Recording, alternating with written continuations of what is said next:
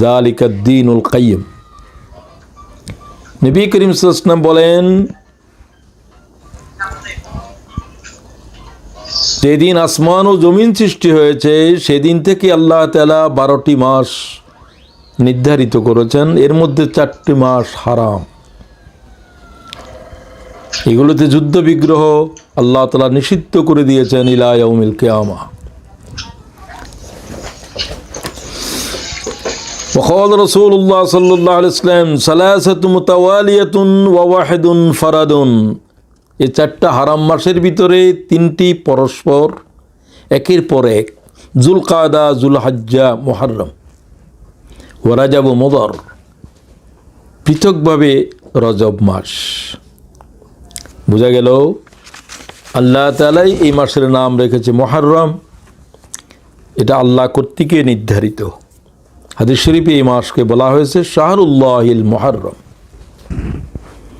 সেই মুহররমের 10 তারিখ হলো আশুরা। আশুরা মানে দশম। আমাদের সামনে আগামীকাল থেকেই আশুরার রোজা শুরু হবে। মুহররম এই মাসের 10 তারিখ মানব ইতিহাসের এক ঘটনাবহুল দিন। আমি বলি এটি হচ্ছে ঘটনার জন্মদিন। এটা কেন, এটা আল্লাহ তাআলাই ভালো জানেন, যিনি এই মাসের এই দিনের স্রষ্টা। আদম আলাইহিস সালাম নয়, পৃথিবীর জন্মই হয়েছে এই দিন, পৃথিবীর মরণও হবে এই দিন, এবং সেই দিন আশুরার জুমাবার থাকবে। আদম আলাইহিস সালাম এই দিন পৃথিবীতে এসেছেন, আল্লাহ তাআলা তার তওবা কবুল করেছে এই দিন। নূহ আলাইহিস সালামের বন্যার 6 মাস পর্যন্ত কিস্তি পানির উপরে ছিল।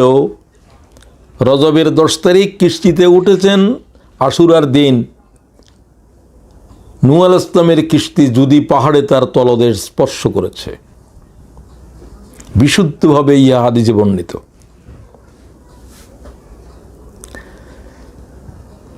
তো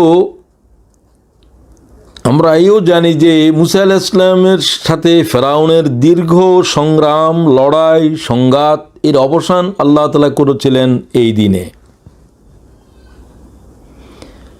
950 বছর মুসলিম হওয়ার পরে আল্লাহ তাআলা আশুরার 10 তারিখকে বাছাই করলেন নাজাত দিবস হিসাবে। সমগ্র পৃথিবীর নাফরমানদেরকে আল্লাহ নিশ্চিহ্ন করে দিয়েছিলেন এই দিন। নূহ আলাইহিস সালাম যখন কিস্তি বানাচ্ছিল, লোকেরা হাসাহাসি করছে, এত বড় এক কিস্তি কেন বানায়? এতদিন তো নবী ছিল, এখন তো দেখি কাঠমিস্ত্রি হয়েছে। 3 স্তর বিশিষ্ট এত বড় নৌকা কেউ দেখেও নাই। তো যখন পানি উঠতে শুরু করছে তখন তারা বুঝতে পারলো যে কিরে পানি উঠে কোত্থেকে? আকাশ থেকে পানি, নিচের থেকে পানি, পানি দুনিয়াকে ছেড়ে যাচ্ছে, শুধু মাত্র বাড়তেছে আর বাড়তেছে। নূহ আলাইহিস সালাম তার সঙ্গী সাথীদেরকে নিয়ে নৌকায় ওঠার জন্য আল্লাহ নির্দেশ দিলেন, ওয়াকালা রুকাবু ফিহা বিসমিল্লাহি মাজরিহা ওয়া মুরসাহা ইন্না রাব্বি লাগফুরুর রহিম। সূরা হুদ। নূহ তার সাথীদেরকে বললেন, তোমরা এতে উঠে পড়ো, আল্লাহর নামে এর গতি, এর স্থিতি, তিনি ক্ষমাশীল, তিনি দয়াময়। ওয়াহিয়া তাজরি বিহিম ফি মাউজিন কাল জিবাল। সূরা হুদে আল্লাহ কি বলেন? সমগ্র পৃথিবী পানির নিচে, হিমালয় পর্বত পানির নিচে, তুর পাহাড় পানির নিচে, সমগ্র পৃথিবীর সব কিছু আন্ডার ওয়াটার। পানি ছাড়া আর কিছুই ছিল না। উপরে আকাশ, পানির উপরে শুধু একটা কিস্তি, কিস্তির উপরে 80 জন মানুষ।